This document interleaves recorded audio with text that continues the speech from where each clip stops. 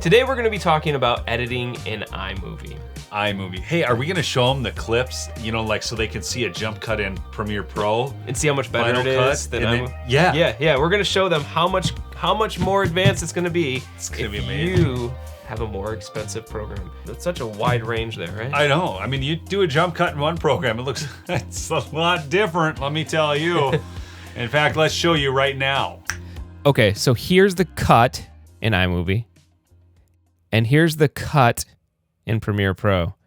Let's check it out one more time. iMovie cut and Premiere Pro cut. So different. A lot of Apple's programs are very intuitive. I mean, when the first iPhone came out, you just knew how to use it. You didn't need an owner's manual, no instruction. And that's the thing with iMovie, folks. If you're looking for a real easy editing program, Right. the learning curve will not be steep. We'll show you some of the functionality here, and we'll pull up some screens, and you can see how you utilize this program. Okay, guys, we're not going to get too in-depth here. I just want to show you a quick overview of the program. So when you open up iMovie, it's going to look like this. You go to Create New. I'm right there for Movie. And then you get to this screen. Obviously, you won't have this in there. I'm just going to show you a quick little edit here. So I'm going to take these 3 New York clips I have, and I'm going to drop them in here. And now, these are 4K clips, I believe.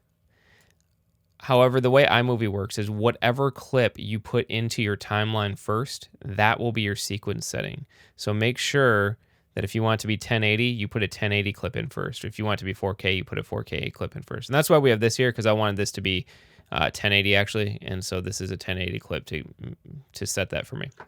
Okay, so now you have your clips in. You can drag them down into your timeline, and you can do multiple clips.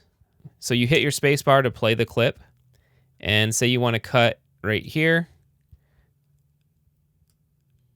It keeps that line there, and I can drag and drop my other clip. And now, when I play it, well, it cuts right there to the other clip. Now, say you get that where you want it, and you're like, oh man, I just don't want this to be so long right here. You can right-click your clip, split clip, and then you can click it and delete it. Now, one thing that Premiere Pro has, and Final Cut as well, say I wanted to put another clip right here. Well, see, in iMovie, it only allows you to have 2. On Premiere Pro or Final Cut, you could put multiple layers up and keep going higher and higher. So in iMovie, what you'd have to do is you just have to cut the other one, which isn't a big deal. We could get into a whole lot more. If you're interested in that, let us know. But I just want to show you basically what the program looks like and how it functions. So because you've experienced both, and you use Premiere Pro now, Yes. how much steeper was the learning curve on Premiere Pro? Oh, way steeper. Way steeper than iMovie. If it doesn't warrant that kind of steep learning curve like Premiere Pro, don't feel you need to get it. No. In fact, you're saving money. If you have a Mac, it already comes with your Mac. Learning curve, you're avoiding that. You're able to get your feet wet. You're learning general basics of editing, which will help you when you decide to move on, if you decide that. But really, if you're just starting out, you're gonna do great with a software like iMovie. So Neil and I, we both worked with iMovie, but I'm working with Premiere Pro now, you're working with Final Cut now. Yeah. What would be some reasons to move on for certain individuals? Well, things like keyframing and masking and those type of things.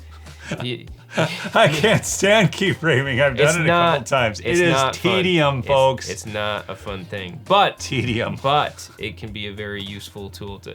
So that with keyframing and then also masking. So if I were to, maybe I was shooting an interview of Neil here, and the background was great exposure, but his face was underexposed in the final edit. What am I gonna do? Well, if I have masking available, I can just mask out his face, bump up the exposure on his face, and leave the background as is. And so that's something that is a useful tool that you may eventually find that you need depending on what kind of work you're doing. Hey, Michael, have we asked people to subscribe yet? I don't think we have.